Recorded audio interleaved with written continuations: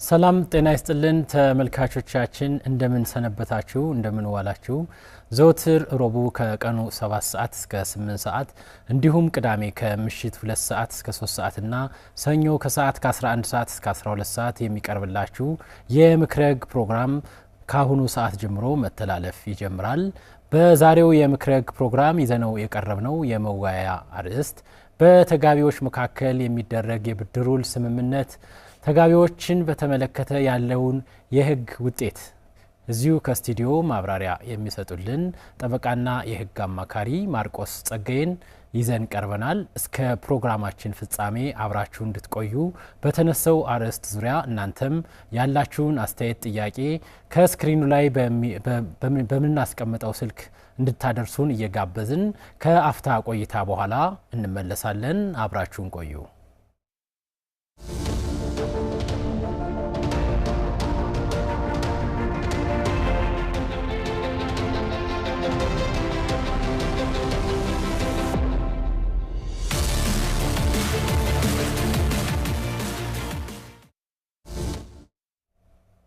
ወደ ውይይታችን ተመልሰናል ተመልካቾቻችን። የዛሬውን ፕሮግራም በፕላቲኒየም ስፖንሰር ያደረገልን የአማራ ክልል ሴቶች ህጻናትና ማህበራዊ ጉዳይ ቢሮ እንደሚከተለው የአጋራችን መልእክት አቀርባለሁ። የስርዓተ ጾታ እኩልነትን ለማረጋገጥ የማህበራዊ ጥበቃን ለማስፋፋት የሴቶች የህጻናት የአካል ጉዳተኞችና አረጋውያን መብትን ደህንነትን ለማስጠበቅ እንዲሁም በሁሉም መስክ ተጠቃሚነታቸውን እንዲረጋገጥ በልዩ ትኩረት እየሰራ የሚገኝ ተቋም የአማራ ክልል ሴቶች ህጻናትና ማህበራዊ ጉዳይ ቢሮ የፕላቲኒየም ስፖንሰራችን ከልብ እናመሰግናለን። ጠበቃና የህግ አማካሪ ማርቆስ ጸጋዬ እንኳን በደህና መጡ። እንኳን ደህና ቆያችሁ። መልካም እንግዲህ የማርቆስ ጸጋዬ በጠበቃና የህግ አማካሪ ማን ናቸው የሚለው ለተመልካቾች ጥያቄ ምልክት ስለሚሆን የእርስዎን የትምህርት ዝግጅት ስንመለከት በህግ የመጀመሪያ ዲግሪ እንዲሁም በቢዝነስና ኮርፖሬት ለው ሁለተኛ ዲግሪዎትን የሰሩ በዳኝነት ከ2009 ዓመተ ምህረት እስከ 2015 ዓመተ ምህረት በዳኝነት ያገለገሉ ከ2015 ጀምሮ እንዲሁም በአሁኑ ሰዓት በባህር ዳር ከተማ በጠበቃና በህግ አማካሪነት እያገለገሉ የሚገኙ ጉምቱ የህግ ባለሙያ ነዎት። እንኳን በደህና መጡ። በአዘጋጁ ፍስሐ ማስታወቂያና በአማራ ሚዲያ ኮርፖሬሽን ምስጋናችን ላቅ ያለ ነው። አመሰግናለሁ። መልካም እንግዲህ የዛሬው የመወያያ አርዕስታችን በብድሩ ላይ የተጋቢዎች ስምምነት አለመኖር ያለውን ውጤት በተመለከተ ለተመልካቾች ይዘን ቀርበናል። ስለ ስምምነት ስለ ጋብቻ አልፈረምኩም ፈርም ያለው ወደሚለው ከመሄዳችን በፊት እንደው የብድሩል የሚጸና የብድሩል አለ ለማለት በህጉ የተቀመጠ መስፈርት አለ ወይ? ምን ሊሟሉ ይገባል? ይሄን እንደ መጀመሪያ ብናደርገው መልካም። እሺ አመሰግናለሁ። ያው እንግዲህ በመጀመሪያ ምንነሳው የብድር ውል ምንድነው ከሚለው ጉዳይ ብንነሳ መልካም ነው ያስባለሁ። ያው የብድር ውል ማለት እንግዲህ በህጉ ላይ ግልጽ የሆነ ትርጉም የተሰጠበት ነገር ነው። በኢትዮጵያ ፍትሐ ህግ ማለት ነው። የብድር ውል ማለት የሚያልቅ ነገርን በተመለከተ አንደኛው አበዳሪ ለተበዳሪው የሚመልስበትን ጊዜ በመወሰን ተበዳሪው የተበደረውን ብድር የሚመልስበትን ጊዜ በመወሰን የሚያበድረው ገንዘብ ወይም ደግሞ በአገልግሎት የሚመለስ ማንኛውም አይነት የሚያልቅ ነገር የብድር ውል ሊባል ይችላል። ስለዚህ ከብድሩ ጋር በተያያዘ በመጀመሪያ ደረጃ የሚያልቅ ነገር ላይ ብቻ የተወሰነ የስምምነት አይነት ነው። አመላለሱን በተመለከተ ደግሞ የሚመለሰው በአገልግሎት ወይም ደግሞ የተበደረውን ነገር በአይነት የመመለስ ሁኔታዎች ይኖራሉ። ስለዚህ ከብድር ውል ጋር በተያያዘ በመሰረቱ የብድሩ ስምምነት የሚደረገው በሚያልቁ ነገሮች ላይ ብቻ ተወስኖ ነው የሚደረገው። ያ ማለት ቋሚ ንብረቶችን በተመለከተ ቤት ወይም ደግሞ ቦታን በተመለከተ በብድር ውል መበዳደር ወይም ደግሞ አንደኛው ለአንደኛው ግለሰብ በብድር ውል ማስተላለፍ አይችልም ማለት ነው። ስለዚህ የብድር ውል ከሚንቀሳቀሱ ንብረቶችና ከአገልግሎት ጋር በተያያዘ የሚደረግ ስምምነት ነው ማለት ነው። እንግዲህ ይህን ካልን ስለ ብድር ውል ምንነት በመቀጠል ምንድነው የሚሆነው? የብድር ውል አንድ የብድር ውል ሊጸና ይችላል የምንለው ምን መስፈርቶችን ሲያሟላ ነው ወደሚለው ስንመጣ ያው ከዚህ ጋር በተያያዘ ወደ ጠቅላላ የውል ህጉ ነው የምንመጣው። አንድ ውል በውልነት ለመያዝ ወይም ደግሞ አንድ ውል ነው ለማለት ማሟላት ያለባቸው 4 መሰረታዊ ነጥቦች አሉ።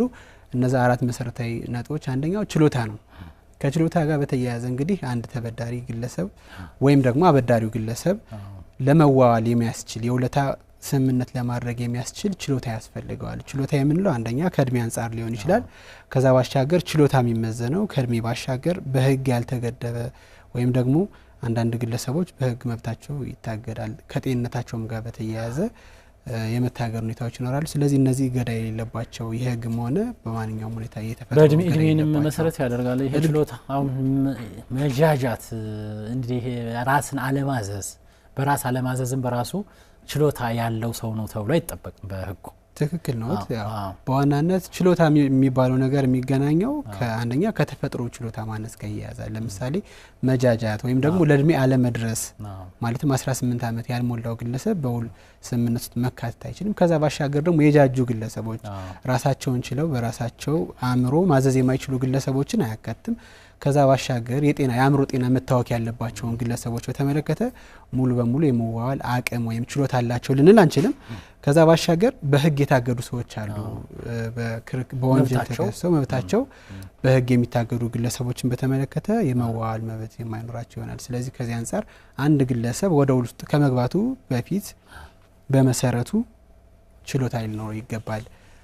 ከዛ ቀጥሎ ያለው ነጥብ ምንድነው? ሁለተኛው መሰረታዊ ሁኔታ አንድ ግለሰብ ለመዋል አስፈላጊ የሚባለው ከችሎታ በመቀጠል ኮንሰንት የምንለው ወይም ደግሞ ነጻ ፍቃድ የሚባለው ነገር ያስፈልገዋል። ማንኛውም ግለሰብ የብድር ውልም ሆነ ማንኛውም ሙል ማንም ሳይገፋፈው ሳያስፈራራው በራሱ በውስጡ አምኖ የሚለው ማለት ነው ነጻ ፍቃድ የሚባለው። ትክክል ነው። ነጻ ፍቃድ የሚባለው ማንኛውም ግለሰብ ሳይገደድ በራሱ ፍላጎት አምኖበትና ወስኖ ያ በውል ስምምነታቸውም ይሄ ይገለጻል።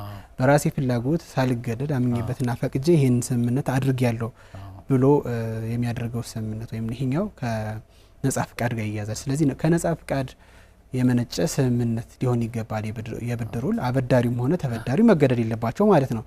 ከዛ በመቀጠል የሚቀጥለው የፎርም የምንለው ወይም ደግሞ ውሉ ሊይዛቸው የሚገባ መሰረታዊ የሆኑ የአጻጻፍ ሁኔታዎችን በተመለከተ ማሟላት ይኖርበታል። እንግዲህ ከብድር ውል ጋር በተያያዘ የአጻጻፍ ሁኔታው በምን አግባብ ሊሆን ይገባል የሚለውን ስንመለከት አንደኛ የብድር ውል ከ500 ብር ገንዘብ በላይ የሚሆን ከሆነ የብድር ውሉ ሙሉ በሙሉ በጽሁፍ መሆን እንዳለበት የፍትሐብሔር ህጋችን በግልጽ ይደነግጋል። ስለዚህ ሙሉ በሙሉ አንድ የብድር ውል ስምምነት ሲደረግ በጽሁፍ መሆን የሚገባበትን ስነ ስርዓት ያስቀምጣል። ከዛ ባሻገር ከ500 ብር በታች ያሉ ስምምነቶች የሚሆኑ ከሆነ በአስገዳጅነት የጽሁፍ ሪኳየርመንት ወይም ደግሞ የጽሁፍ ሁኔታ መሟላት አለበት ሊባል አይችልም። ያው ይሄ 500 ብር እንግዲህ ያኔ የፍትሐብሔር ህጉ ሲረቀቅ የገንዘብ የመግዛት አቅም መሰረት አድርጎ የወጣ ነው ተብሎ ነው የሚታመነው። አሁን ካለው አንፃር 500 ብር ምን ይገዛል የሚለውን ስናይ ነባራዊ ሁኔታ ያው ጥያቄ ምልክት ስለሆነ መልካም እሺ ዛሬት ያው እንግዲህ ከዚህ ከፎርም ጋር በተያያዘ የብድሩን በተመለከተ ነው ያወራን ያልነው። ስለዚህ ከብድሩል ጋር በተያያዘ በመሰረቱ አንድ የብድሩል በጽሁፍ ከመሆኑ ባሻገር ምዝገባ የሚያስፈልግበት ሁኔታ አለ ወይ የሚለው መነሳት ያለበት ሀሳብ ነው ብዬ አስባለሁ። ሶ ከዚህ ጋር በተያያዘ ምን ነው አንድ የብድር ውል ከተደረገ በኋላ የብድር መያዣ ካለው የብድር መያዣ የምንለው እንደ ዋስትና የሚቀርብ የብድር መያዣ ካለው ያ የብድር መያዣ ደግሞ የማይንቀሳቀስ ንብረት ከሆነ ለምሳሌ የብድር መያዣው ቤት ከሆነ ይሄ የውለታ ስምምነት ይሄ የብድር ውል ስምምነት አስገዳጅ በሆነ ሁኔታ የማይንቀሳቀሱ ንብረቶች በተመለከተ በሚያስተዳድረው ተቋም ቀርቦ መመዝገብ ይገባዋል። ያ ማለት የብድር ውሉ እንደ መያዣ ሆኖ የተያዘው ንብረት በዚህ የብድር ውል ተይዟል የሚል ግልጽ የሆነ ምዝገባ ያስፈልገዋል። ይሄ ምዝገባ ካልተደረገ ወይም ይሄ ምዝገባ የማይኖር ከሆነ በዛ የብድር ውል ውስጥ የተመዘገበው ንብረት ለሶስተኛ ወገን ሊተላለፍበት የሚቻልበት አግባብ ስለሚኖር ብድሩን በኋላ ለማስፈጸም አስቸጋሪ ሁኔታዎች እንዳይኖሩ ያው ምዝገባው አስፈላጊ የሚሆንበት ሁኔታ ይኖራል ማለት ነው። ስለዚህ ከዚህ ጋር በተያያዘ አስገዳጅ ፎርም አስፈላጊ ነው ማለት ነው። ከዛ ባሻገር አራተኛው ነጥብ የሚደረገው ውል በሚታይ ወይም ደግሞ ሞራላዊ በሆነ ጉዳይ ላይ የሆነ መሆን አለበት። ስምምነት የሚደረግበት ነጥብ ሙሉ በሙሉ አንደኛ በማህበረሰቡ ዘንድ ተቀባይነት ያለው ስምምነት መሆን አለበት። ከዛ በተጨማሪ ከህግ አንጻር ሲታይ የብድር ስምምነት በህግ የሚጸና የብድር ስምምነት ወይም ደግሞ ውሉም ቢሆን በህግ አንጻር የሚጸና መሆን አለበት። ከዛ በተጨማሪ በሚቻል ነገር ላይ መሆን አለበት። ለምሳሌ የብድር ውልን ብናነሳ የብድር ውል የሚያደርገው ግለሰብ ባለው ነገር ላይ ባለው ገንዘብ ላይ መሰረት ተደርጎ የሚደረግ ስምምነት እንጂ ባልተጨበጠ ወይም ደግሞ በማይያዝ ነገር ገና ወደፊት አገኛለሁ በሚባል አግባብ የብድር ውል ስምምነት ማድረግ አይቻል ማለት ነው። ስለዚህ አንድ የብድር ውል እነዚህን 4 መሰረታዊ ነጥቦች ማሟላት አለበት ማለት ነው። መልካም እንግዲህ የብድር ውል ከዚህ ከፍትሐ ብሔር ስነ ስርዓት ህግ 1678 ጀምሮ ያሉትን ሊያሟላ ይገባል። ፎርም የሚለው እንደየሁኔታው የሚያስፈልግና የማያስፈልገውን አቅርበውልናል። እንግዲህ የአበዳሪና የተበዳሪ ግዴታዎች እንደው እስከምን ድረስ ነው? አበዳሪ ምን ግዴታ አለበት፣ ተበዳሪ ምን ግዴታ አለበት የሚለውንስ እንደው ማቅረብ ብንችል መልካም። የአበዳሪና የተበዳሪ ግዴታዎችን በተመለከተ እንግዲህ የብድር ውላችን የሚገዛው የህጋችን ክፍል በግልጽ የአበዳሪና የተበዳሪን ግዴታዎች ለይቶ የወሰነበት የህግ ክፍል ባይኖርም አበዳሪና ተበዳሪን በተመለከተ የሽያጭ ውሉን የሚገዛው ህግ ተፈጻሚነት እንዳለው በግልጽ ይደነግጋል። ሻጭና ገዥ በሚለው ኢንተርቼንጀብሊ ማለት ነው።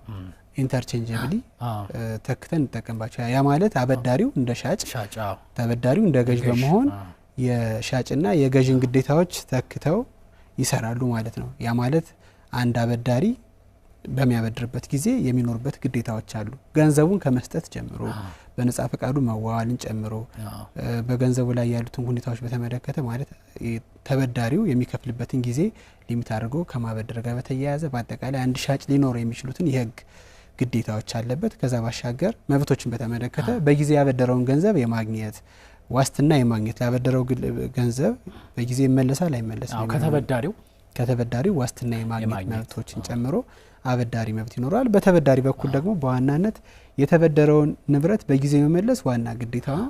ከዛ ባሻገር ለሚበደረው ገንዘብ ምናልባት አበዳሪው ዋስትና የሚፈልግ ከሆነ ዋስትና ማቅረብ፣ ከዛ ባሻገር ዋስትና የማይፈልግ ከሆነ እንኳን የሚመልስበትን ጊዜ መሰረት አድርጎ መልሳለሁ ባለበት ጊዜ እሱን ጠብቆ መመለስ አንዱ ግዴታው ማለት ነው። የተበዳሪ ግዴታ ነው። ስለዚህ በዚህ አግባብ አበዳሪና ተበዳሪ ሻጭና ገዥን በመተካት በጠቅላላ የውል ህጉ ወይም የሽያጭ ውሉ ላይ የተቀመጡትን ግዴታዎች ይኖርባቸዋል ማለት ነው። መልካም እንግዲህ ከአንድ ውል ሲቋቋም ያንን ውል ለማስረዳት በአበዳሪና በተበዳሪ መካከል አለመግባባት ይፈጠርና ጉዳያቸውን ለሚመለከተው አካል ወደ ፍርድ ቤትም ሊሆን ይችላል ወይም ወደ ሽማግሌም ሊሆን ይችላል ሊወስዱ ይችላሉ። እንደው በምን አግባብ ነው ብድርን ማስረዳት የሚቻለው? በህጋችን የተቀመጠ አስገዳጅ ድንጋጌ ሳለ ወይ? መልካም ከዚህ ጋር በተያያዘ እንግዲህ ያው አንድ ያበደረ ግለሰብ በብድሩ መሰረት ገንዘብ የማይመለስለት ከሆነ ወደ ፍርድ ቤት እንደሚሄድ የሚታወቅ ነው። ስለዚህ ከዚህ ጋር በተያያዘ ያበደረው ግለሰብ ወደ ፍርድ ቤት ቢሄድ የሚጠይቃቸው ዳኝነቶች ምንድናቸው ከሚለው ብንነሳ አንደኛው ብድር መሰረት ተደርጎ የብድሩ እንዲፈጸምልኝ በማለት የሚጠይቀው ጥያቄ ነው። የብድሩ ይፈጸምልኝ የሚል አበዳሪ ወይም ከሳሽ ወደ ፍርድ ቤት ሲሄድ በዋናነት እንግዲህ ይህን የብድሩን ሊያስረዳ የሚችልባቸው 3 መሰረታዊ ነጥቦች አሉ። አንደኛው ከመጀመሪያውም የብድር ስምምነቱን ሲያደርጉ የተያዘው የብድር ውል ነው። ሰነዱ ከመጀመሪያውም ያው ከ500 ብር በላይ የሆነ የብድር ስምምነት ከሆነ ስምምነቱ በጽሁፍ ይደረጋል ብለን አሁን አውርተናል። ስለዚህ ከዚህ ጋር በተያያዘ በጽሁፍ የተደረገውን የገንዘብ መጠን ይከፈለኝ ብሎ የሚጠይቅ ከሆነ ከዚህ ጋር በተያያዘ ውሉን እንደ ማስረጃ አድርጎ ማቅረብ ይችላል። ከዛ በተጨማሪ ቃለ መሐላ ነው። ያበደረውን ገንዘብ በተመለከተ በቃለ መሐላ አረጋግጦ ይሄን ያክል ገንዘብ አበድር ያለው ብሎ የሚቀርብ ከሆነ በዛ ቃለ መሐላ መሰረት ፍርድ ቤቱ ማስረጃዎችን ተመልክቶ የመወሰን ሁኔታዎች ይኖራሉ። ከዛ ባሻገር የእምነት ቃል አለ። አንድ አበዳሪ የብድሩ ካልተመለሰለት ያ የብድር ገንዘብ እንዲመለስለት ክስ የሚያቀርብ ከሆነ ተከሳሹ አምኖ የሚቀርብና የእምነት ቃሉን የሚሰጥ ከሆነ ይሄን ያህል ገንዘብ ተበድር ያለው የሚል ከሆነ ምናልባት ተጨማሪ ማስረጃዎችን አበዳሪው ማቅረብ ሳይጠበቅበት የብድሩ ላይ የተጠቀሰውን ገንዘብ ማግኘት የሚችልበት ሁኔታ ይኖራል። ከዚህ ቃለ መሐላ ያውርድልኝ የሚለው ከየት ላይ ነው የሚካተተው? አሁን ከአንድ ሰው የጽሁፍ ማስረጃ የለውም ነገር ግን በቃለ መሐላ አረጋግጦ ይቅረብ ይባላል። ትክክል ነው። በፍርድ ቤቱ ቀርቦ ገንዘቡን ላለመውሰዱ መሐላ ያውርድልኝ ነው የሚባለው። እንደው የዚህ ተፈጻሚነት ብዙ ጊዜ በጽሁፍ ማስረጃ ከሌለ ሰው ክስ ያቀርብ አይታይምና ተፈጻሚነቱ ግን ህጉ እንደው በምን አግባብ ነው ያስቀመጠው? እንግዲህ ከዚህ ጋር በተያያዘ በዋናነት የቃለ መሐላን ሁኔታ በተመለከተ የሚያስቀምጠው ይሄ ክፍላችን የፍትሐብሔር ስነ ስርዓት ህግ ቁጥር አንቀጽ 205 እና ተከታዮቹ መሰረት አድርጎ የቃለ መሐላ ስነ ስርዓት የሚፈጸምባቸው ሁኔታዎች በሚያሟላ አግባብ የቃለ መሐላው ይፈጸማል። ከዚህ ጋር በተያያዘ እንግዲህ ብዙ ጊዜ የማይታየው ነገር የብድር ስምምነት ካለ መፈጸሙ ጋር በተያያዘ ተበዳሪ ወገኖች የተጠቀሰውን የብድር ገንዘብ የመለስ ብዙ ጊዜ ይሄ ዝንባሌ የላቸውም። ስለዚህ ከዚህ ጋር በተያያዘ እስካሁን ድረስ ባለው የአሰራር ሁኔታም በቃለ መሐላ ተረጋግጦ የብድር ገንዘብ ይፈጸምልኝ የሚል ክርክሮች በጣም ዝቅተኛ ናቸው። ነገር ግን ቃለ መሐላን በተመለከተ እንግዲህ የቃለ መሐላ ድንጋጌ ያለው በፍትሐብሔር ስነ ስርዓት ህጋችን አግባብ ነው። ስለዚህ ከስነ ስርዓት ህግ ጋር በተያያዘ በቃለ መሐላ ተረጋግጦ ያን ገንዘብ አልወሰድኩም ብሎ እስካልካለው ድረስ አበዳሪው አካል ገንዘቡን ማግኘት የሚችልበትን ስነ ስርዓት ነው የሚያስቀምጠው። እንግዲህ ይሄ ድንጋጌ በሚወጣበት ጊዜ የሰው የነበረው ለእምነት ለመሐላ የእምነት ሁኔታ በጣም ከፍተኛ ነበር ተብሎም ስለሚታመን ያኔ እስቲ ምለው ሰደው ሲባል አይ ተበድር ያለውኝ እያለ ገንዘቡን ይመልስ የነበረበትን ጊዜ መሰረት ተደርጎ የወጣ ስለሆነ አሁን ደግሞ በነባራዊ ሁኔታ አሁን ባለንበት ሁኔታስ ይሄ ድንጋጌ ያገለገለ ነው ወይ የሚለውን ስናይ የጽሁፍ ማስረጃ ከሌለ አልወሰድኩም ብሎ ብዙ ግለሰብ ቀርቦ የሚምልበት ጊዜ ስለሆነ የጽሁፍ ማስረጃ 500 ብር በላይ ያለው የጽሁፍ ማስረጃ ግዴታ ነው የሚለውን ተመልካቾች ቢወስዱ የተሻለ ነው ብለን እናስባለን። ይሄ በህጉ ባይከለከልም መሐላ ማውረድ የሚለው በጽሁፍ ማድረጉ የተሻለ ነው ብለን እናስባለን። እንደ ምክረ ህግ የሚጨምሩት ካለ እርስዎ?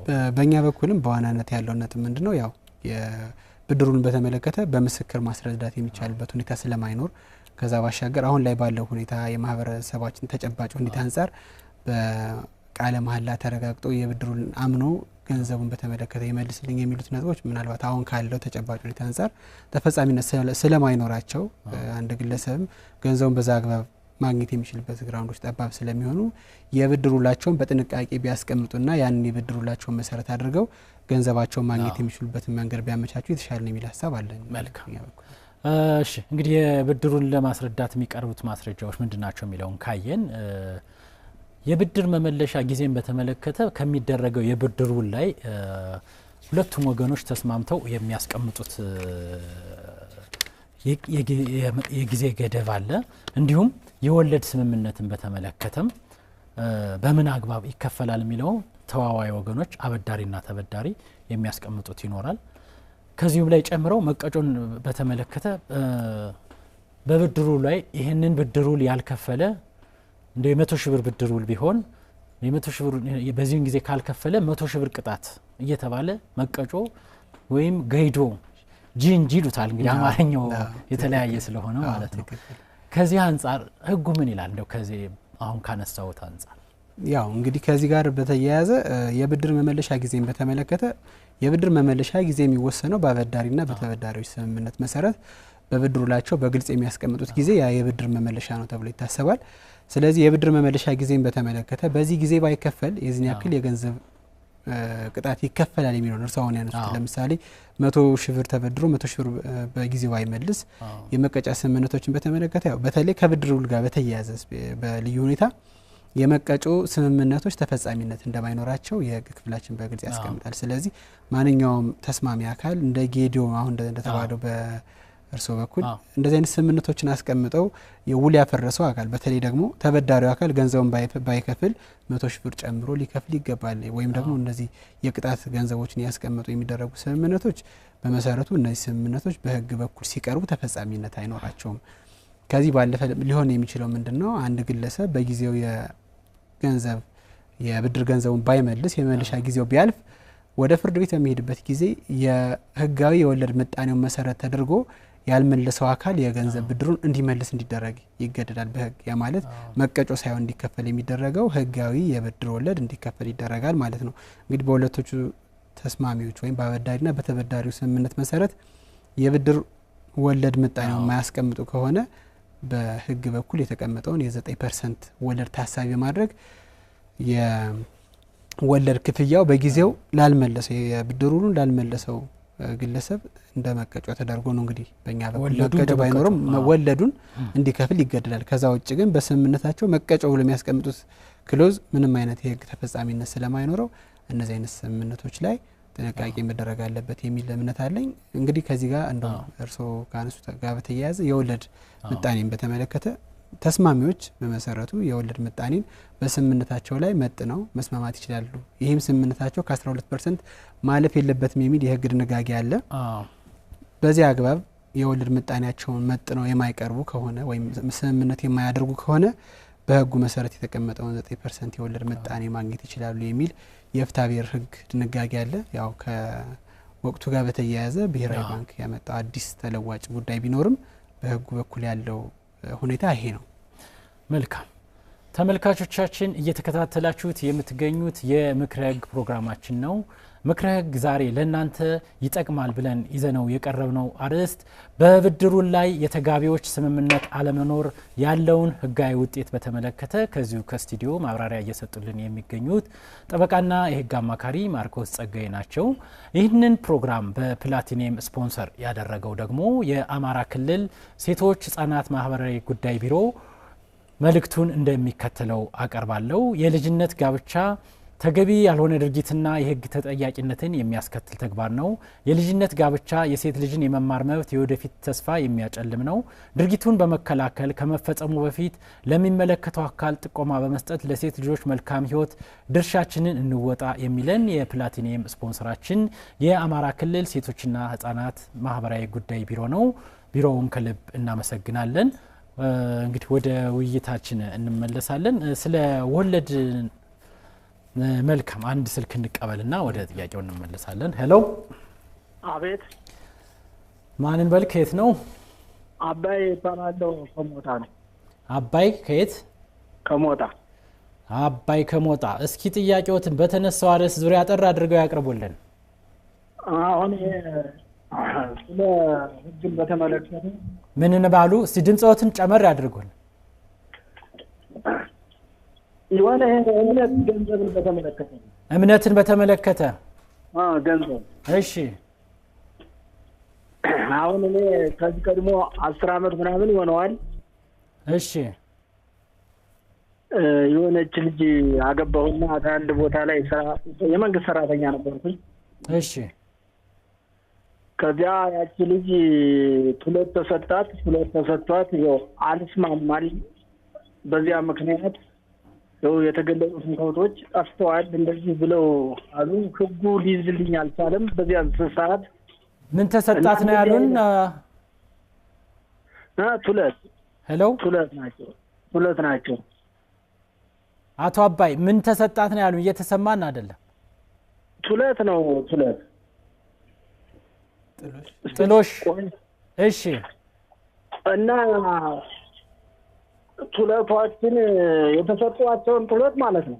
እሺ ሸጠን ህክምናውን ነው ምናምን ብለው ዝም ብለው እንትን አሉኝ። አልስማማ ብለን ስንወጣ የኔን ሀሳብ ተጠቀሙ። በኋላ ከጥሎሹ በኋላ ምን ጋብቻ አልተፈጸመም? እንትን ተብለን ነው እንጂ ተለያይተን እዚያው አደራ ሰጥቼ እኔ መንግስት ሰራተኛ ነኝ። እሺ ከዚያ ለፍርድ ቤት ታስረዳ። ፍርድ ቤቱ ምላሽ የሰጠኝ በቃ ጠፉ ካሉ ምንም ማድረግ አይቻልም ማለት ምስክር ራሳቸውን ባደርግ። ምኑን ነው እርስዎ ለፍርድ ቤት ያቀረቡ? ምንድነው ፍርድ ቤቱ ምን ብሎ ወሰነ? ምን ይገባኛል ብለው ነው ያቀረቡ? የሰነድ ማስረጃ ነበረኝ። በብድር ነው ስለ ጥሎሽ ነው የሚሉን? ጥሎሽ ነው በክፍፍል ሰዓት ነው እና ከዚያም አልፎ ደግሞ የኔን የግሌን ሀብት ወስኖ ሰጠ። የጋራ ነው ተብሎ? አዎ። እሺ ምንድነው ማስረጃ እርስዎ የግል ለመሆኑ አቅርበው ነበር? በአካውንቴ ነው እሷ ተመግባቷ በፊት የነበረ ብር። በጋብቻ እያላችሁ ነው ብሩ የተጠራቀመው? ከጋብቻ ውጭ ነው፣ በሰነድ የነበረ ነው፣ በአካውንት የነበረ ነው እና አካውንቱን በመረጃነት አቅርቤው ነበር። ጋብቻ ውላችሁ ላይ የግል ተብሎ ተጠቅሷል ብሩ? ብሩ አልተጠቀሰም፣ ግን ከዚያ በፊት ለመግባቷ መተምሮቱ ይጠቁማል። እሺ እንግዲህ ፍርድ ቤቱ ከምን አግባብ እሱን ወሰነ የሚለውን ባለሙያው ምላሽ ይሰጣሉ። ጥያቄ ከሌለዎት እናሰናብተዎት። እሺ አሁን ደግሞ በዚች ልጅ ላይ በዛ ጥላቻ እንዳለን እንደተፋታን አንድ ልጅ ፈጥሬ ነበረ። እሺ ከዚያ ፈጠርኩ ልጅትን ልታስተምራት አልቻለችም። ከዛሬ 10 ዓመት በፊት ነው እንዳልኩ። እሺ አሁን ይጨመረ ምናምን ብላ ቀለም ጠየቀች። እሺ ልጅትን ስላላስተማርኩ አልጨምርም ብዬ ጥያቄ ያቀረብኩባት። እሺ በሽማግሌ ተነጋገሩ ተባልና በሽማግሌ ለመነጋገር ሞከረ። እሺ ተነጋገራችሁ? ተነጋገርና ውል ያዝነው ህገ መንግስቱን የሚጥስ ምር ነው ያለውበት ቦታ ላይ ተቀምጣ ቀለብ እየቆረጥኩላት ልታስተምር የውል ያዝንና ያውል አስገባኝ። እሺ የሚቆርጥላትን ብር ጭምር መጠን ማለት ነው። እሺ ከዚያ በኋላ ፍርድ ቤቱ አሁንም አዳመጠና እኔ የዘመድነት አቶ አባይ በዚህ በልጅ ቀለቡ ዙሪያ ሌላ ጊዜ ፕሮግራም ይዘን የምናወራው ነው የምናቀርብላችሁ ነው የሚሆን። በብድሩ ላይ ባነሱት ጉዳይ ግን የግል ተብሎ የተባለውን ምላሽ ይሰጣሉ። ስለደወሉ እናመሰግናለን አቶ አባይ ከሞጣ። መልካም የጥያቄው እንግዲህ ይሄን የሚመለከተውን በተመለከተ ብድር ባይሆንም ያው ምላሽ ሰጠናቸው እንለፍ። ከጋብቻ ላይ ያልተመዘገበ ጥሬ ገንዘብን በተመለከተ ከጋብቻ በፊት የነበረ ውሉ ላይ አልተመዘገበም። ጋብቻ ከተፈራ በኋላ የጋራ ተብሎ ተወሰነ ነው የሚሉት። የሚጨምሩት ነገር ካለ እንግዲህ ውል ላይ መስፈር አለበት ግዴታ ነው። የግል የሚባል ነገር ጥሬ ገንዘብም ቢሆን የገንዘቡ መጠን ተጠቅሶ ቢቻል የተቀመጠበት ሂሳብ ቁጥር ሁሉ ተጠቅሶ መቀመጥ መቻል አለበት። ከዛ ውጭ ግን የጋራዬ ነው። ምክንያቱም ያ ጥሬ ገንዘብ አሁን እንደሚሉት መንግስት ሰራተኛ ናቸው፣ የግል ነበራቸው፣ ባለበት ይቆያል ተብሎ አይጠበቅም። በጋራ እንዳጠራቀሙት እንዲሁም የጋራ ነው ተብሎ ስለሚታሰብ ማለት ነው። ከዚህ አንፃር የሚጨምሩት ካለ ጨምሮ ወደ ሌሎቹ ምናልባት እንግዲህ አሁን ደዋዩ ያነሱትን ጉዳይ በተመለከተ ያው ጥሎሽን በተመለከተ ጥሎሹ የሚሰጠው ወይም የሚደረገው በትዳር ወቅት አንደኛውን ተጋቢ ወገን ለማስደሰት ወይም ደግሞ በትዳር ወቅት በሚኖራቸው ግንኙነት ያንን እንደመኖሪያ ሊጠቀሙት ነው። ስለዚህ ደዋዩ የሰጡትን የጥሎሽ ገንዘብ በተመለከተ ፍርድ ቤቱ አከራክሮ የግል ገንዘባቸው ነበር ይመለስ የሚልበት የህግ አግባብ አይኖርም። ከዚህ ጋር በተያያዘ እንደውም እሳቸው ካነሱት ነጥብ አንፃር መሰረታዊ ነው የማስበው ገንዘብን በተመለከተ በግል ያለን ገንዘብ በትዳር ወቅት ሲገባ የግል ለማድረግ ከታሰበ ግልጽ በሆነ መንገድ የትዳር ውል ሲፈጸም በዛ የትዳር ውል ላይ ወይም የጋብቻ ውል ላይ በግልጽ ይሄን ገንዘብ መሰረት አድርጎ የተቀመጠበትን ባንክ ከሆነ በባንክ በኩል ያለውን ገንዘብ ጠቅሶ የገንዘቡን መጠን ጠቅሶ የግል ንብረት ማድረግ ካልተቻለ ከዛ ውጭ በሆነ ሁኔታ በተለይ የሚንቀሳቀሱ ንብረቶችና ገንዘብን በተመለከተ በጋብቻ ውል ላይ በግልጽ የግል ንብረት ነው ተብሎ ባልተጠቀሰበት ሁኔታ ፍርድ ቤቱ በማንኛውም ሁኔታ ይሄ ጉዳይ ቢቀርብለት እንደዚህ አይነት ገንዘቦችን የጋራ ንብረት ናቸው ብሎ መወሰኑ አይቀርም። ስለዚህ ከዚህ አንፃር ያለው ነጥብ ይሄ ነው። መልካም እንግዲህ ቅድም ስለ ወለድ ነበር ስናነሳ የነበረው። አሁን በወለድ ብድር የውል ስምምነት ማድረግ ይቻላል ወይ? እንደው ከተደረገስ አራጣ የሚያስብለው ሁኔታ አለ ወይ? እንግዲህ አራጣ የሚለውን አሁን የአራጣ ብድርን በተመለከተ የፋይናንስ ተቋሞቻችን የገንዘብ እጥረትንም ይሁን ብድርም ማህበረሰቡ ነጋዴውም ሁሉም ማህበረሰብ እንደፈለገው መበደር አለመቻሉ ይሁን እንግዲህ ምክንያቱ የተጠና ጥናት ባይኖርም የአራጣ ብድር በጣም በአብዛኛው ተስፋፍቷል። እንዲሁም ስሙ ሁሉ ተንቆለጳብሶ የኮሚሽን ስራ ይባላል እና ከዚህ አንፃር እንደው በወለድ ማበደር ይቻላል ወይ? በወለድ የተደረገ የብድሩ ስምምነት አራጣ ይባላል ወይ? መልካም እንግዲህ ከዚህ ጋር በተያያዘ በዋናነት የፍትሐብሔር ህጋችን ያው ቅድም ላይ እንደተጠቀስ ነው የብድር ውልን በተመለከተ ብድር ሲደረግ የወለድ ምጣኔውን በተመለከተ ግራቀኝ ተስማሚዎች አበዳሪና ተበዳሪ በስምምነት እስከ 12% ድረስ የወለድ ምጣኔ ማስቀመጥ እንደሚችሉ ግልጽ የሆነ ድንጋጌ አስቀምጧል። ከዚህ በኋላ ግን በተለይ መስከረም 18 2016 ላይ የኢትዮጵያ ብሔራዊ ባንክ አዲስ መመሪያ አውጥቷል። በዚህ መመሪያው ላይ ምንድነው ያስቀመጠው? ወለድን በተመለከተ ማንኛውም የብድር ውል ስምምነት በተለይ በግለሰቦች የሚደረግ የብድር ውል ስምምነት በተመለከተ የወለድ ምጣኔ ተደርጎበት የሚደረግ የብድር ውል ስምምነት ተፈጻሚነት እንደማይኖረው በውልና ማስረጃም ቢሆን ቀርቦ እንደዚህ አይነት የብድር ውል ሊመዘገብ እንደማይገባው ግልጽ የሆነ መመሪያ አውጥቷል ብሔራዊ ባንክ። ስለዚህ 9%ም እየተሻረ ነው ማለት ነው። አሁን ካለው ሁኔታ እየታገደ ነው ማለት ይቻላል ማለት ነው። ህጉ ላይ አሁን ከ9% በላይ ወለድ ከፍላለው ብሎ ቢስማማ በብድሩ ላይ ብድሩ አልተከፈለኝም ብሎ ለሚያቀርብ አበዳሪ ከ9 ፍርድ ቤቶች ከ9% በላይ መወሰን አይችሉም ይላልና አሁን ጭራሽ እንደውም ወለድ ምጣኔ ሊቀመጥበት አይገባም ነው። አዎ ትክክል። ከዚህ ጋር በተያያዘ በመሰረቱ የወለድ ምጣኔን በተመለከተ አበዳሪና ተበዳሪ የወለድ ምጣኔ መሰረት ያደረገ ስምምነት ማድረጋቸው በብሔራዊ ባንክ በኩል የወጣው ህግ ምንድነው? በዋናነት የፋይናንሻል ተቋማት ባንኮችን ጨምሮ ወይም ደግሞ አነስተኛና ጥቃቅን ማይክሮ ፋይናንሶችን በተመለከተ ከነሱ ጋር በተያያዘ እነዚህ የብድር ስምምነቶች በተለይ የወለድ ምጣኔ መሰረት ተደርጎ የሚደረጉ ስምምነቶች የባንክ ስራ እንጂ የግለሰቦች የብድር ስምምነት ውስጥ መካተት የለበት ነው ወደሚል መደምደሚያ ስለተደረሰ ነው። ከዚህ ጋር በተያያዘ አሁን ላይ ካለው ወቅታዊ ተጨባጭ ሁኔታ አንፃር ካየነው የብድር ውል መሰረት አድርጎ የሚመጡ የወለድ ምጣኔዎች በመሰረቱ የባንኮችን ስራ ተክቶ እንደ መስራት የሚቆጠሩ ስለሆኑ በሱ አግባብ የወለድ ምጣኔ መሰረት ያደረገ የብድር ስምምነት ተገቢነት የለውም ወደሚል መደምደሚያ ስለዚህ 9%ን ሽፋን በማድረግ ሌላ የብድር ውል እየተደረገ ነው የሚል አንድምታ ይኖረዋል። በመሰረቱ አንድ የብድር ስምምነት ተደርጎ የብድር ስምምነት በጊዜው ካልተፈጸመ የብድር መመለሻ ጊዜውን መሰረት አድርጎ ካልተፈጸመ ወደ ፍርድ ቤቶች በሚሄድበት ጊዜ የወለድ ምጣኔውን መሰረት አድርጎ መከፈሉ ግዴታ ነው የሚሆነው። ነገር ግን ከመጀመሪያው ስምምነታቸው ሲደረግ የወለድ ምጣኔ ተደርጎ የሚደረጉ ስምምነቶችን በውልና ማስረጃ በኩል ቀርበው መመዝገብ አይገባቸውም ወደሚል ድምዳሜ ተደርሷል።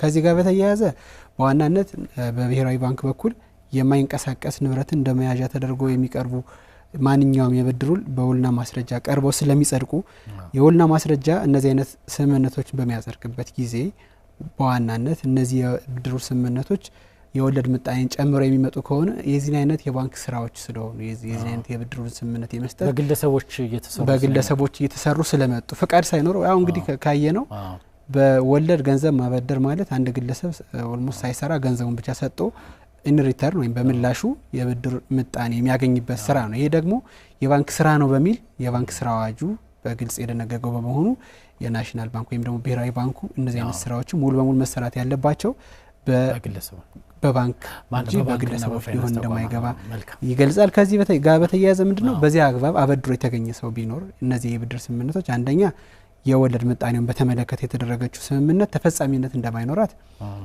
የሚታወቅ ይሆናል። ከዛ ጋር በተያያዘ በዚህ አግባብ የተደረገ የብድር ስምምነት ካለ የወንጀል ተጠያቂነትን ሊያስከትል የሚችል ስለመሆኑም በዚህኛው ብሔራዊ ባንክ በአወጣው መመሪያ ተገልጿል። ስለዚህ ከዚህ ጋር በተያያዘ በወለድ ምጣኔ ማበደር አሁን ባለው የኢትዮጵያ አሰራር ላይ ተፈጻሚነት ነው። እንግዲህ እስኪ አንድ ሁለት የምንወያይባቸው እንትኖች ለብድር መያዣ እንግዲህ መቅረብ የሚችሉ ነገሮችን በተመለከተ አሁን ቀደም ተወሰነ መንገድ ሲነካኩት ነበርና እንደው ለብድር መያዣ መቅረብ የሚችሉት ነገሮች ምንድናቸው? አበዳሪና ተበዳሪስ በሚያደርጉት ስምምነት መያዣውን በተመለከተ የሚጠበቅባቸው ሁኔታ አለ ወይ? እንደው ምን ናቸው የሚለው ጀምረው። መልካም እንግዲህ የብድሩን በተመለከተ በመያዣነት ምን ሊያዝ ይገባል የሚለውን በተመለከተ በመጀመሪያ ደረጃ በመያዣነት ሊያዝ የሚችለው የማይንቀሳቀስ ንብረት ሊሆን ይችላል። የማይንቀሳቀስ ንብረት ማለት በመሰረቱ ሊተላለፍ የሚችል በህግ እውቅና የተሰጠው ንብረትን በተመለከተ ነው። ያ ማለት ቤት ሊሆን ይችላል ወይም ደግሞ በመሬት ላይ ያሉ የሚንቀሳቀሱ ንብረቶችን ሊሆን ይችላል በመያዣነት ልናስተላልፋቸው የምንችለው። ከዛ ውጭ ያሉት ለምሳሌ ባዶ ቦታን በተመለከተ የብድሩን መያዣ አድርገን ማስተላለፍ የምንችልበት ሁኔታ የለም በህጋችን ላይ። ስለዚህ ቤት ከሆነ ያ ቤት በግልጽ በብድሩላቸው ላይ ለዚህ የብድር ስምምነት እንደመያዣ ስለመያዙ ተገልጾ የብድር ስምምነት መደረግ ይችላል። ከዚህ ጋር በተያያዘ የፍትሐብሔር ህጋችን አንቀጽ 3052 ጀምሮ እስከ 3060 ድረስ ያሉት ድንጋጌዎች የማይንቀሳቀስ ንብረትን በተመለከተ የብድሩ መያዣ ተደርጎ የሚያዝ ከሆነ በብድር ስምምነታቸው ላይ በግልጽ ይሄ ንብረት በመያዣነት እንደተያዘ ይገለጻል። በመያዣነት ሲያዝ ግን ብዙ ጊዜ በእኛ አሁን ባለው ሁኔታ በአሰራር ደረጃ ያለው ግድፈት ምንድነው? ይሄን የብድር ገንዘብ የማይመልስ ከሆነ በዚህ ቦታ ያለውን በዚህ አዋሳኝ ያለውን ቤቴን ይወስዳል የሚል ስምምነት ቤትና ቦታውን ሊወስድ ተስማምቻለሁ የሚል አይነት ስምምነት ይደረጋል። የዚህ አይነት ስምምነቶች በመሰረቱ ተፈጻሚነት አይኖራቸውም። ምክንያቱም ለምን የፍትሐብሔር ህጋችን አሁን የጠቀስኳቸው ድንጋጌዎች በግልጽ እነዚህ ንብረቶች ለብድር መያዣነት እንጂ ለብድር መመለሻነት አይውሉም መጀመሪያ ላይ እንዳነሳሁት ብድርን በተመለከተ ብድር በማይንቀሳቀስ ንብረት ላይ መሰረት ተደርጎ የሚደረግ ስምምነት ነው። መመለሻውን በተመለከተ የማይንቀሳቀስ ንብረት ወይም ደግሞ አገልግሎት ሊሆን ይገባል የሚል ግልጽ የሆነ የህግ ድንጋጌ መሰረት ተደርጎ ነው እንግዲህ የብድሩ ላይ የሚጸናው። ስለዚህ ከዚህ ጋር በተያያዘ የማይንቀሳቀስ ንብረትን ለብድር መመለሻ አድርጎ መቅረቡ ተገቢ እንዳልሆነ ህጋችን ይደነጋል። ስለዚህ ከዚህ ጋር በተያያዘ እንደ መያዣ የተያዘው ንብረት ተሽጦ ወይም ደግሞ በአፈጻጸም ወደ ፍርድ ቤት ያልተመለሰለት ግለሰብ ስላልተመለሰ ስለዚህ በመያዣነት የያዘው አበዳሪ ብድሩ ካልተከፈለ ብድሩን አልከፈለኝም ብሎ ክስ ካቀረበ በኋላ ያን የያዘውን በመያዣነት የተያዘውን ቤትና ቦታ እንዳይሸጥ እንዳይለወጥ አሳግዶ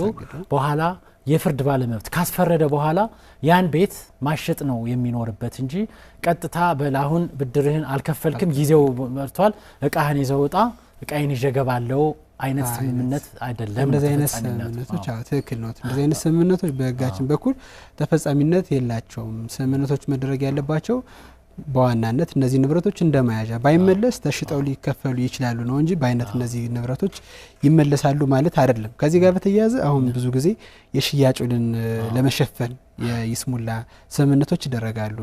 የሲሙሌሽን ኮንትራክት የሚባለው እሱን በተመለከተ በዋናነት የማይንቀሳቀስ ቦታ ንብረት በተለይ ቦታ ከሆነ ሙሉ በሙሉ በህጋችን በብድር ውል መተላለፍ እንደማይችል በተለይ የብድሩና የሽያጩን ሙሉ በሙሉ የተለያየ ነው። የሽያጩን እንኳን ቢሆን ቦታን በተመለከተ ባዶ ቦታ ማስተላለፍ አይቻልም።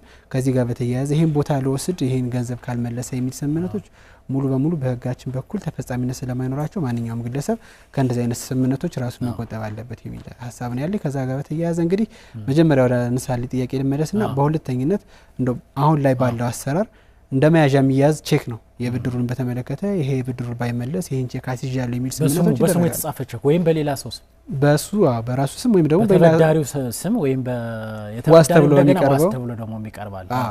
በመሰረቱ እንግዲህ በብድር ውል ህጋችን ቼክን በተመለከተ ቼክ እንደ ዋስትና ይቀርባል የሚል ምንም አይነት ግልጽ ድንጋጌ የለም። ግልጽ ድንጋጌ የለም ከሚለው ባሻገር ቼክ ከራሱ ተፈጥሮ ተነስተን ለብድሩ መያዣነት እንደማያገለግል የንግድ ህጉ በግልጽ የሚደነግገው ሁኔታ ነው ያለው። ከዛ ባሻገር ግን አሁን በአሰራር በልምምድ የተፈጠረ ሁኔታ አለ። ያ ምንድነው?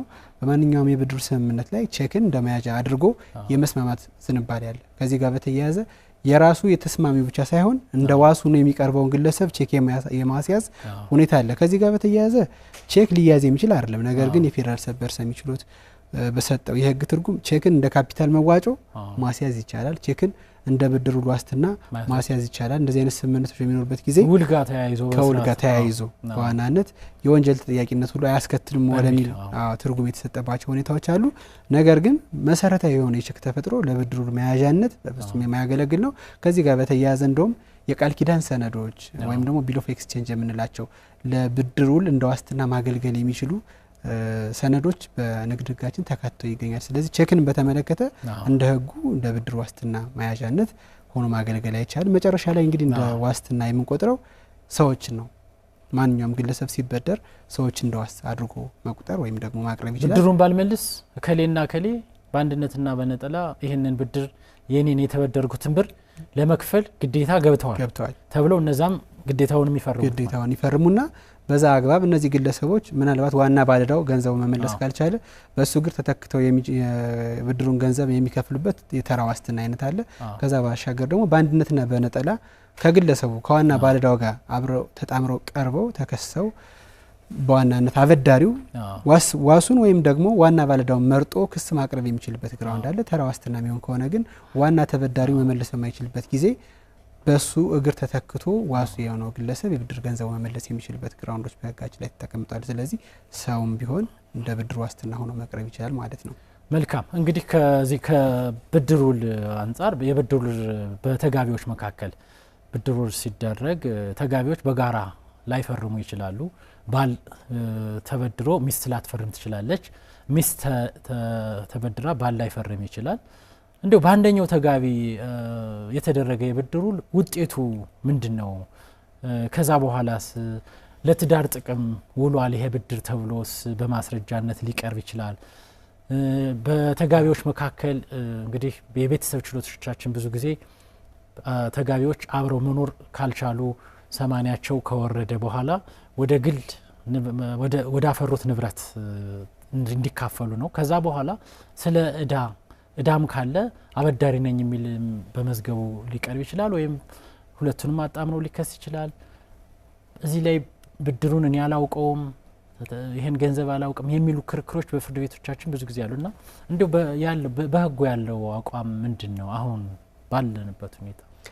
መልካም እንግዲህ አሁን ባለንበት ሁኔታ በተለይ የቤተሰብ ህጋችን የፌዴራል የቤተሰብ ህግ አንቀጽ 68 እና 69 ላይ በግልጽ የብድሩ ወይም ደግሞ ማንኛውንም ስምምነት በተመለከተ ባልና ሚስት የሚያደርጉት ስምምነት በምን አግባብ ሊደረግ ይገባል በሚለው አግባብ ላይ ግልጽ ድንጋጌ አለው። ከዚህ ድንጋጌው ስነሳ የብድር ውልም ሆነ ማንኛውም የውል ስምምነት ሲደረግ ሁለቱም ተጋቢዎች በነጻ ፈቃዳቸው ቀርበው እዛ የብድር ውል ወይም ደግሞ ማንኛውም ስምምነት ላይ መፈረም አለባቸው። ባይፈርሙስ ነው እንግዲህ ወደ ዋናው ነጥባችን የምንመጣው። ባይፈርሙስ የብድሩን በተመለከተ አንደኛው ተጋቢ ፈርሞ ሁለተኛው ተጋቢ ባይፈርም ያው በህጉ መሰረት ምንድነው ያለው ያልፈረመው ግለሰብ የብድሩን መኖሩን እስካላወቀ ድረስ በዛ የብድሩ ላይ አይገደድም ነው ህጋችን። ስለዚህ የብድሩ መኖሩን ደግሞ ባወቀ በ6 ወር ጊዜ ውስጥ ያኛው ተጋቢ ያልፈረመው ወይም ያልተስማማው ተጋቢ ይሄ ብድሩ እንዲፈርስለት በፍርድ ቤት ክስ አቅርቦ ያኔ ብድሩ እንዲፈርስለት ማድረግ አለበት። ምናልባት የግለሰቦቹ ትዳር ላይፈርስ ይችላል።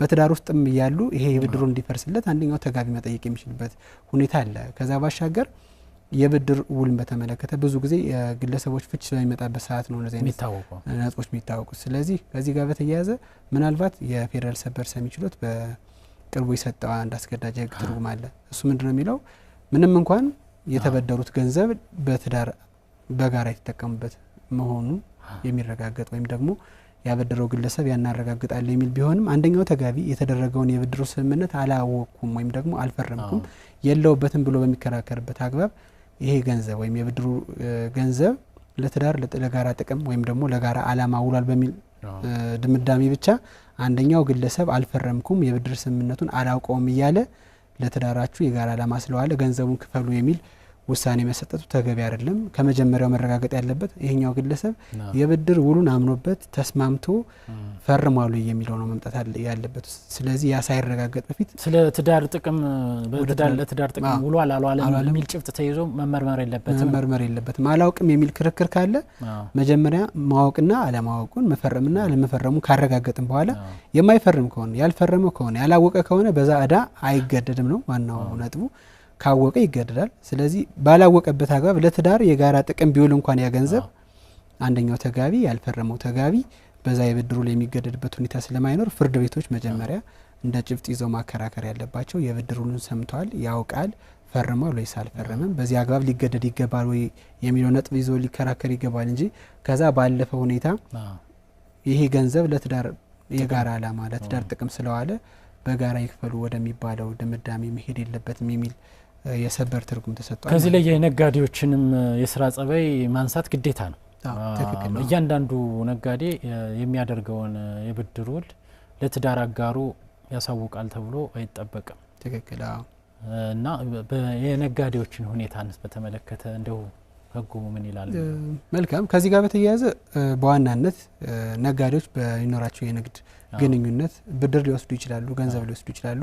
ስለዚህ በማንኛውም ሁኔታ ለንግድ አላማ የተወሰደ ብድርን በተመለከተ ይሄኛው ድንጋጌ በንግድ ህጋችን የሚገኝ ነው። የተወሰደው ገንዘብ ለንግድ አላማ መዋሉ እስከተረጋገጠ ድረስ እዳው የጋራ እዳ ነው ተብሎ ይታሰባል ነው።